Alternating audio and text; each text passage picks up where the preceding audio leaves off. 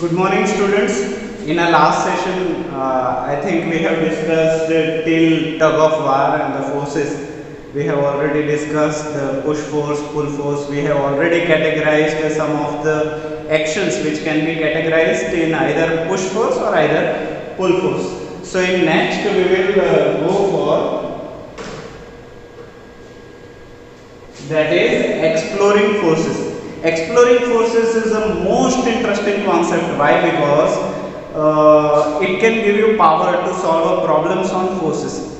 So suppose here one activity is given. That activity is already given in your textbook also. So here suppose choose a heavy object like a table or a box. One table or box is there which you can move only by pushing hard. That is so heavy, you have to really push a table very hard to make it move from one place to another place. Try to push all by yourself. What you have to do, you do not have to take any help from any others, and you have to just push that table by yourself only. Now ask one of your friends to help you. Once you have did it, what you have to do, you have to ask for your friends who have the same size and same body as you, and tell him to force with you, to give a push with you. So what happens now, the body is same but the pushing force is being doubled. Why it is doubled? Because you have asked for a help from a friend. So now you two are forces in the same direction, so the table will move more easier compared to you have pushed it alone. Yes or no? Yes. Why? Because you do have power of 2. एक से भले 2. So the table will move very easily. Now what you have to do? You have to tell your friend, don't push from my side. You have to push from opposite sides. So what he will do? He will push a table from an opposite side towards yourself, and you are pushing the table from your side to him. Okay. So now what happens? Although table is same, you are also same, but there are majority of chances there the table will not move. Why it is not moving? Because your friend is pushing toward you and you are pushing toward him. So these two forces, these two concentric forces are cancelling each other. So the net force which is acting on a table becomes 0. So now there is no chances that table will move from one end to the another end. Now what you will do? You are changing your side from your side to the friend side. Now the table will move in the another direction. So you will ask, sir, how can we decide whether we have to add forces or subtract forces? Or how can we find out the net force is rightwards, leftwards, upwards, downwards, frontwards or backwards? So here we will explore the forces. To change the direction or to change the motion, change in the force is very much required. So here I have listed out some small points which definitely will be helpful to you. Now what you have to do here, forces, direction of forces are given: upward, rightward, frontward, downward, leftward and backward. So this type of forces are there: upward, downward, leftward, rightward, frontward and backward. So all these 6 forces can be categorized either in positive direction or negative direction. How is it so? So if you are pushing something in upward direction, suppose you are pushing something in upward direction, so upward direction you need to take as positive. Suppose you have to take something from left to right in the rightward direction, so that forces also you have to take positive. Suppose you are taking something forward, you are pushing something forward, so that force is also you have to take positive. So which forces you have to take positive? Upward, positive. Progress is positive. So upward means progress, positive. Rightward means progress, positive. Frontwards means progress, that is positive. So which forces are negative? Downwards, negative, leftwards negative, backwards negative. So this is how you can categorize maximum all forces either in the positive, either in the negative. So now we will describe in the next slide. So what do these examples suggest about the nature of force? How can we say if two people are pushing one table, in which direction it will go? Either it is go leftward, either it is go rightward. Where it will go? Either it will go upward, downward, frontward, backward. Where it will go? We have to identify the nature of forces. So suppose in the same slide, in the previous slide, two friends, suppose friend A and friend B are pushing in the same direction from leftward to rightward, from leftward to rightward. So that leftward to rightward force, you have already know, rightward force means positive. So suppose friend A is pushing with a 10 Newton force. How much force? 10 Newton force. And friend B is pushing with a 6 Newton force. How much? 6 Newton force. So 10 plus 6, total force, net force will be 16, and this 16 is positive or negative? This positive. So this positive means action of force will be in the rightward direction. Yes? In the same way, suppose both friends have changed the side from leftward to rightward, means rightward to leftward. Since they are pushing in a leftward direction, that means minus 10 minus 6, minus 10 minus 6 is minus 16 Newton. That is, in minus sign indicates leftward. So net force will be acting minus 16 leftwards. In the same way, you can do problems for upwards and downwards also, and frontwards and backwards also. In the previous slide, in the second condition, the second situation, when you and your friend are in opposite direction. Suppose your friend, this friend is pushing from your right, okay. So rightward to leftward. This person is pushing from rightward to leftward. Suppose he do have a power of 6 Newton. How much power he has? 6 Newton force he is applied. And this friend A is pushing from leftwards to rightward. This friend is pushing from leftward to rightward. And suppose he do have a power of 10 Newton. How much power he do have? 10 Newton. So now the action of forces is opposite in direction. So major force is 10 Newton plus. So plus 10 Newton minus 6 Newton. 10 minus 6 is 4. 4 is positive. So net force on a table is 4 Newton. That is rightward. So finally this block will move in which direction? Rightward direction. With how much force? 4 Newton. So that is the problem. So in the such way you can solve as many as problem by exploring forces. Here we have discussed 6 type of directions. Which directions are there? Which directions are positive? Upward positive, rightward positive, and frontward positive. Which are negative? Leftward negative, downward negative, backward negative. Subtracting, what the answer you will get? That answer you have to decide. Either it is frontward, backward, leftward, rightward, and which how much net force is there. So forces applied on an object in the same direction to one another. Suppose you are applying force in a same direction, that force will be added up. If the forces are in opposite direction, that will subtract. So in the same way you can decide whether it is positive force, negative force, or in which direction it is added. In general, more than one force may be acting on an object. Generally, when you are riding a cycle, there is not a single force acting over a pedal. There are numerous forces. Sometimes you are pushing a pedal very hardly, sometimes you are just relaxing a bicycle. So forces are not as simple as shown in this textbook. It is very complicated thing.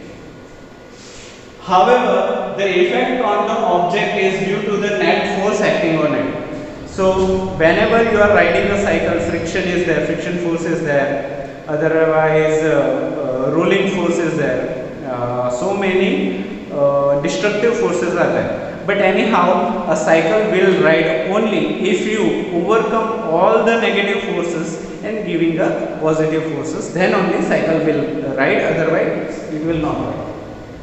Does it mean that the net force on an object is zero if the two forces acting on it in opposite direction are equal? Obviously, suppose you and your friend are same in height, same in body, same in weight, and you are pushing the table from opposite side. You are pushing it from left to rightwards. He is pushing the table from right to leftwards. If you are generating the same force, that means net force is zero. Plus 10 minus 10 will be 0, so the table will not move. So if something is not moving, if something is at steady state, that means numerous forces are acting on a body such that net forces is 0. Yes or no? Very good. If you have understood this, you are very intelligent student. Okay, a force could be larger or smaller than the other. The strength of force is usually expressed as magnitude. Suppose I am telling you that I am applying plus 10 newtons. What I am doing? I am applying plus 10 newtons. So plus 10 is been known as magnitude. What does it known as? Magnitude. Where plus sign indicates either it is rightward, either it is upward, either it is frontward. So that sign you have to understand to solve this chapter.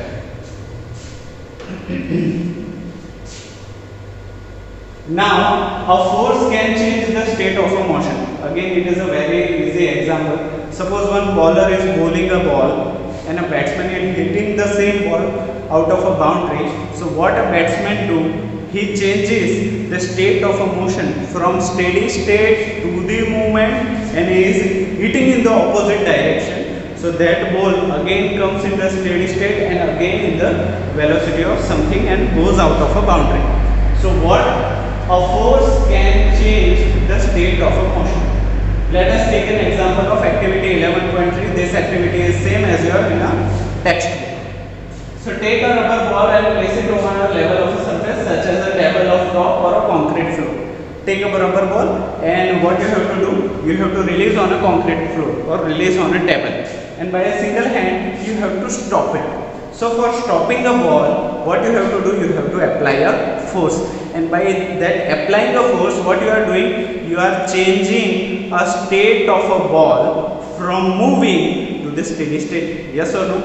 In the same way, with your hand, if you are pushing a ball, you are changing a state of a ball from a steady state to the movement. Yes or no? Okay. So take a rubber ball and place it over a surface such as a tabletop or a concrete floor. Now gently push the ball along the level of surface. Gently push a ball along the level of surface. Does the ball begin to move? Yes, it begins to move. Push the ball again, and while it's still moving, if the ball is slowing down, suppose you have pushed the ball, so there is no chances ball will keep on going. No, no. It will stop due to some forces on the floor. That force we will discuss in the next session. It is friction force. But till now, once the ball is been slowed down, again you have to push. So that ball will again start to move with some initial fast velocity, and then afterwards it will gradually decreasing its velocity, and again it will stop. Whenever trying to stop, again you have to push the ball and it will keep on going. So continuously applying a force will change the state of a motion. Yes, of course. So is there any change in its speed? Yes. Initially it was very high. Afterward it was gradually decreasing. Does it increase or decrease?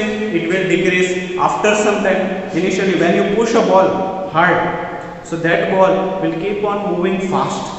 After some time it will gradually decrease its speed, and finally it will stop. Yes or no? Okay. Next, place your palm in front of moving ball. Remove your palm as soon as the moving ball touches it. What you have to do? Suppose your friend is pushing that ball and that ball is rolling over a ground and comes to you. What you have to do? You have to put your hand in a way of a ball. So when a ball hits your hand, at the same time you have to take up your hand. So what happens, the speed of a ball will not completely stop. It will stop. It will lose its force partially. Yes or no? Okay. So it will not move as fast as before. Does your palm apply a force on the ball? No. Our hand have not applied any force. It just touches and you haven't taken out. So your hand haven't applied any force on a rubber ball. What happens to the speed of the ball now? It will gradually decrease again. Does it increase or decrease? Decrease. What would happen if you let your palm hold the moving ball? If you are letting your palm not taking up and you are holding a ball, that means a ball will suddenly come into the position of steady state. It will suddenly stop without reducing speed. Yes or no? Okay, very good. Now, a force is applied on an object may change its speed. In spite of reading, I am giving you direct an example. This child is playing with a tire. I think most of you have played this. What you have to do, you have a one stick, that is wooden stick, and you have a tire, cycle tire. पुराने ज़माने का जो cycle tire होता है ना, उसी को लेके you are hitting it continuously. And what happens to the tire? Once it is running, when you are hitting a tire with a wooden stick, it increases its speed to some extent. After you haven't hit yet, then the tire will gradually lose its speed. Once it loses speed, you are running with a tire, so you are again hitting a tire. And what you are doing, you are giving your force to the tire to rotate on the ground. Yes or no? Okay. So this is how, if you are continuously applying a force over a body, you can continuously make a tire rolling over a surface. Yes or no? If you are not applying a force on a tire, after some time that tire will slowly, gradually reduces its speed, and after some time it will fall down. It loses its force. Yes or no? Okay, very good. So this man is asking again one doubt. I have seen children competing with one another in a moving a rubber tire or running by pushing. Now I understand why the speed of the tire increases whenever it is pushed. Whenever you are pushing a tire, the speed of the tire will increase. When you are not applying any force on a tire, the tire will gradually loses its speed, loses its force, and after that it will fall down. So again there is one more activity. This activity I don't need to explain because you have already done in your running class. You have a ruler and you have a ball. So what do you do whenever teacher is not there? What do? You are playing a cricket. So suppose you are rolling a paper ball on a bench. So it will rolling over a benches for some distance. If you are holding it, you are losing the power of a ball.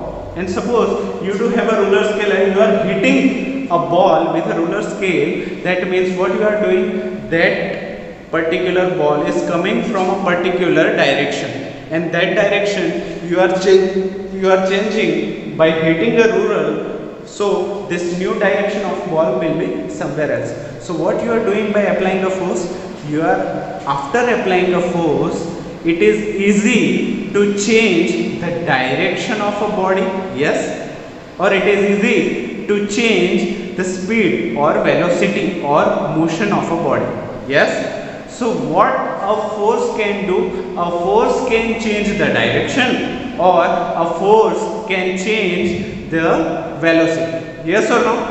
Very good. So this is the same example they are asking about. So a change in the either of speed of an object or its direction of motion or both is described as a change in its state of motion. Applying the force may change its direction of motion or both. What we are? Either the speed of an object, either the direction of motion or both. After applying a force, you can change either speed, either direction, either both. Okay.